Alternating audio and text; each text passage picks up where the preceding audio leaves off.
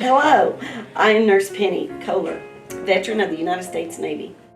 I joined in 1981 of June 1st. I served in Puerto Rico, Roosevelt Roads, and at VC8 as a squadron, yes, and Beeville, Texas. Aviation storekeeper, if that's what you're going to ask. I ordered airplane parts.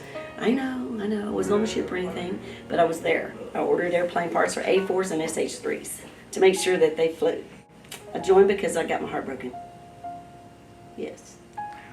Right, yes, because when you're 19, when you're young, you think, well, what should I do? And I thought, I'll join the military. And I did. I surprised everybody.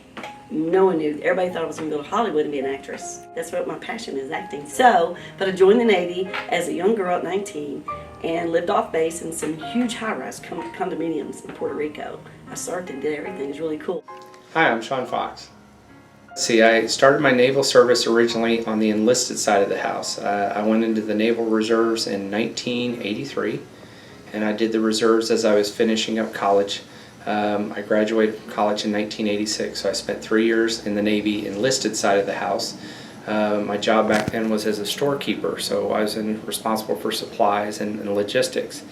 But then in 1986, when the movie Top Gun came out, kind of thought that was a very neat idea to go fly jets for the rest of my life, and so I did that. I put in an application with the Navy and got picked up and went to officer candidate school, and 1986 is when I became an officer. So I've been doing it, well, I should say I did it for 27 years. I retired just in October of 2011. Part of the reason, I jest and I joke all the time about the movie Top Gun, but like I said, a lot of it is there is a family history and a tradition. My father flew in the Navy for 20 years. He was an attack pilot. He flew the A-6 Intruder. Then my oldest brother, he went into the Navy about 4 or 5 years before me, and he flew the S-3 Viking. I have an uncle who was in the Navy for 20 years flying jets, and then I went in, of course, in 1986 and 87 to start flying.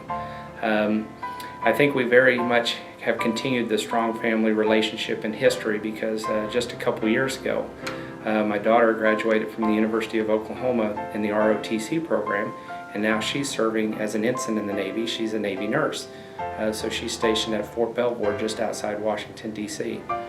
In that picture, there's generations of naval service. It encapsulates 87 years and 1 day worth of naval service, because that picture was taken the day that she took the oath in the office commission. My name is Walt Thomas, and I served in the U.S. Navy from about 1966 to 1969. Well, I served, went to OCS up in Newport, Rhode Island for about 4 months. Then I went down to Georgia for about 6 months. Then I reported to a ship in San Diego, USS Jeemon, and spent most of my remaining time aboard that ship. They had things called draft back in those days. And I just gotten out of college, had gotten married, had a job. So my life was kind of, was determined how I was going to live it. And then the draft, suddenly deferments I received in college, and suddenly I came to the top of the list, and they said, hey, we need you. So I applied for officer candidate school and was accepted, and went in through that route.